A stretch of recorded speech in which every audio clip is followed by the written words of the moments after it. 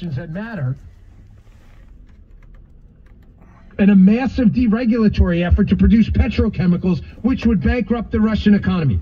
I can't imagine waking up every morning like one of these idiots on the left. I mean, I can't. It's just,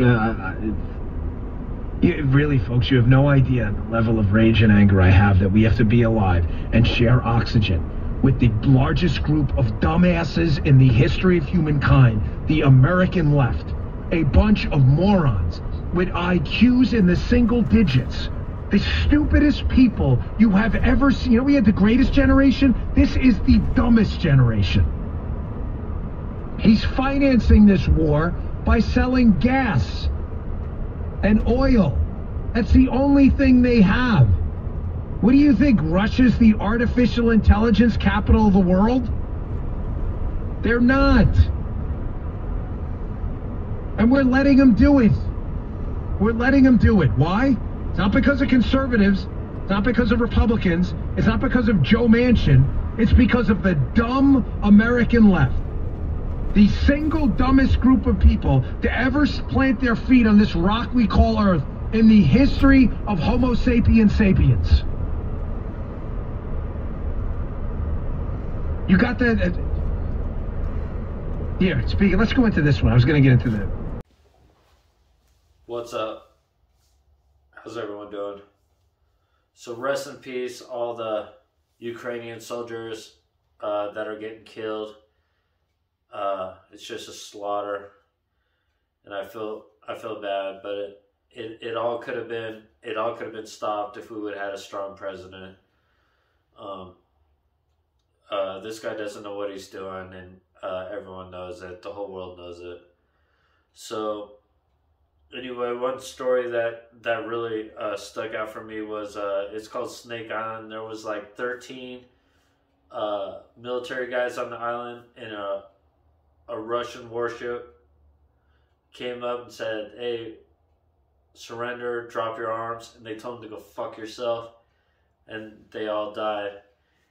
And to me, those guys are heroes. That's pretty strong. You know what I mean?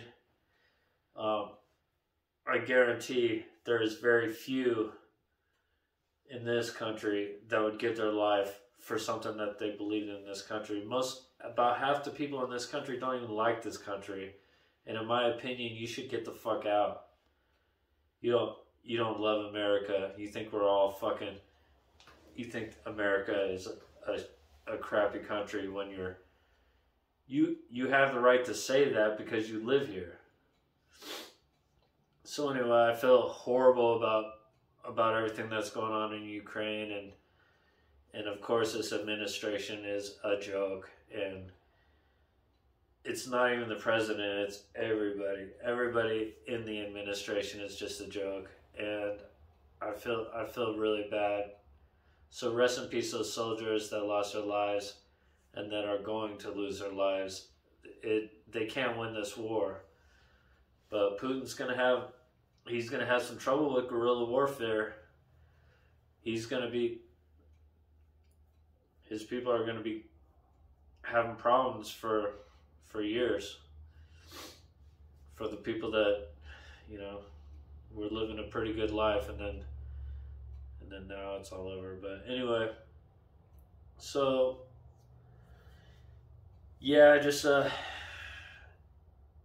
just the threat that he gave the West will face consequences greater than any you have faced in history. Is he threatening a nuclear strike? I have no idea what he's threatening. I know what he has done, number one. And number two, no one expected the sanctions to prevent anything from happening.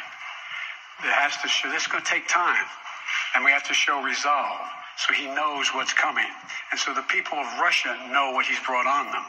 That's what this is all about. This is going to take time. It's not going to occur. He's going to say, "Oh my God, these sanctions are coming. I'm going to stand down." He's going to test the resolve of the West to see if we stay together, and we will. We will, and it will impose significant costs on him. I think the most significant thing in that clip is the President of the United States was asked sir, is, are we going to be nuked? And his answer was, well, I have no idea. Maybe. Stay tuned and find out. You could not possibly select someone who's less equipped to handle a moment like this than Joe Biden. I mean, that alone should be, and there's just so many things happening, but that alone is major headline news. The President of the United States could not offer any assurance that we won't get nuked. Because he also has no idea what he's saying. And you can tell based on the words he's using. You can also just see it in his eyes that he always looks lost. And that's why I always say that I prefer if he doesn't. I know he often gets criticized because he doesn't appear before the media enough. He takes too long to get out and address situations like this. When the invasion was first underway, Donald Trump was speaking about it and he was on top of it, but.